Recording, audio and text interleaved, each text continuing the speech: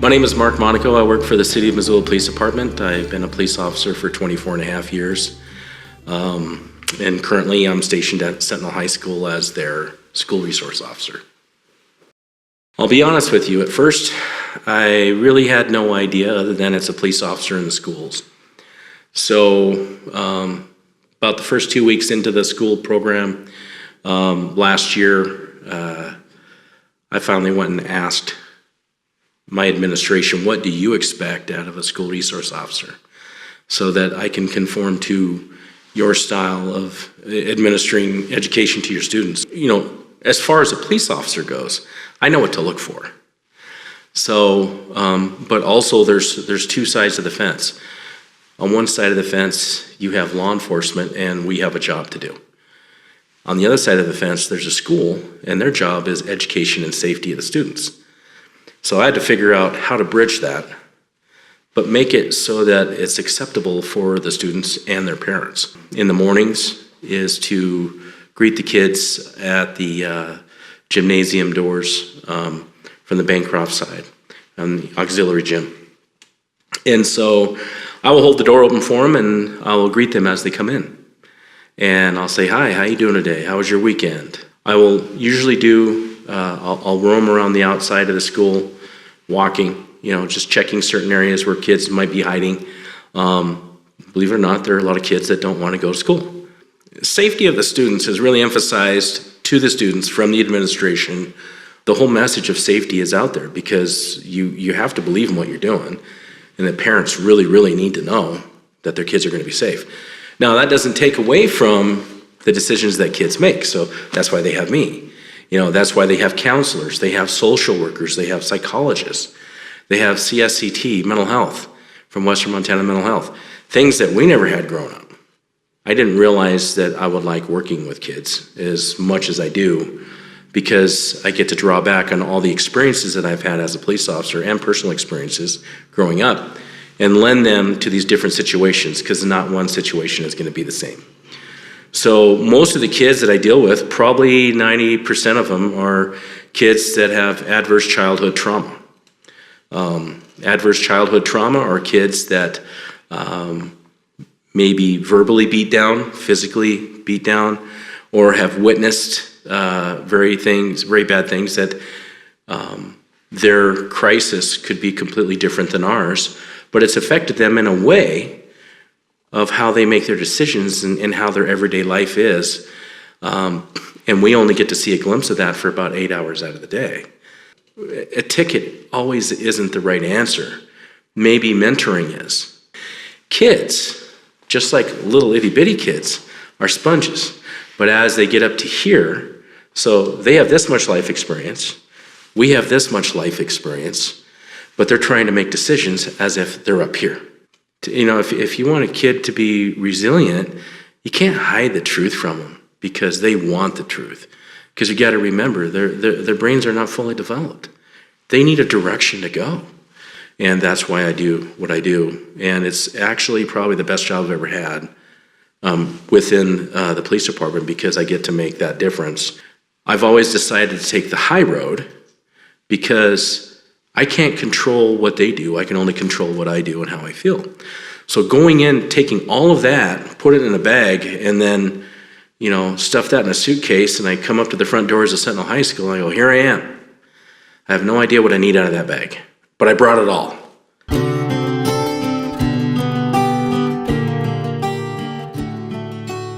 My name is Ryan Jetty.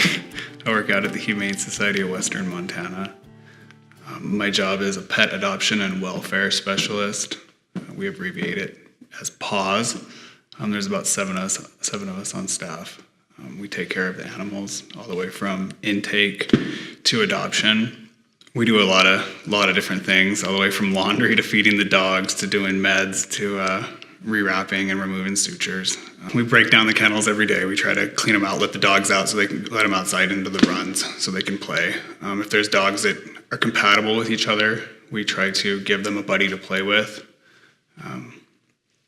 It really helps dogs socialize, which is good for the community having dogs that are more social and not, aggressive toward each other. We have a lot of people that just come to see the animals as well as are interested in adopting. We have a great following on Facebook also and our website, so people can always come and see what we have.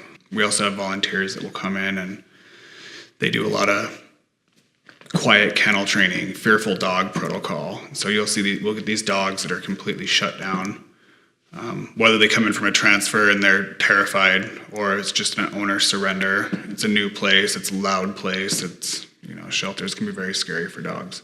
And seeing that success and watching that animal walk out the door and giving the adopters the tools that they need to continue with the success or medication or, to make it a successful intro into their house are some of the best things. But being able to reassure them and tell them that we're going to, give their animal the best respect we can it's a small thing, but it does make you feel better at the end of the day. You are helping these people in their time of grief. Life is about social constructs. So some people,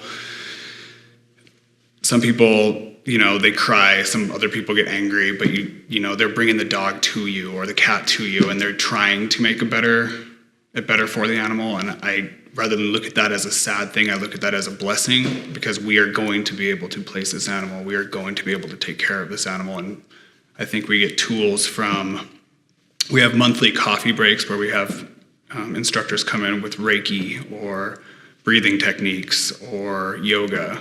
And I haven't experienced a lot of that in my life, so this is new to me, but I feel, especially breathing and yoga are very, very important.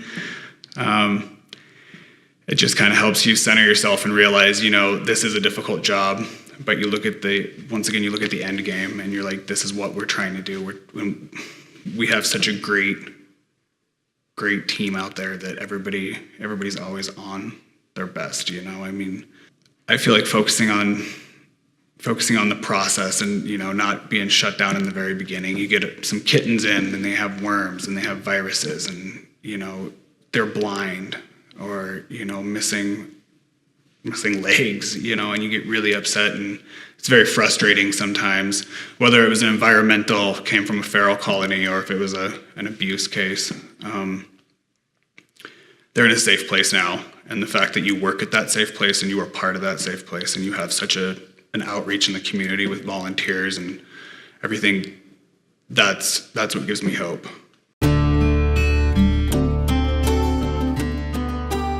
My name is Amber Gladney. I am the program manager for the Valor House in Missoula, Montana. And in that role, I provide supportive case management services to veterans experiencing homelessness. I manage all of the staff who work at the Valor House, and then I'm also sort of a jack of all trades. So whether that is development of policy, screening applicants, helping out with our food donation program, I kind of do a little bit of everything. We have elders who are looking to transition to assisted living. We have combat veterans who were released within the last 2 or 3 years, and they have a variety of experiences from the branch that they served in, the length of their service, and also the way they identify as being a veteran. Some folks really see that as a key component to their identity, while other folks just see it as something that was a part of their life and that they're trying to access services through, but also move beyond. Mental illness, addiction, barriers to entering housing, whether that be lack of financial readiness, maybe lack of employment. Legal record is a really significant part of that.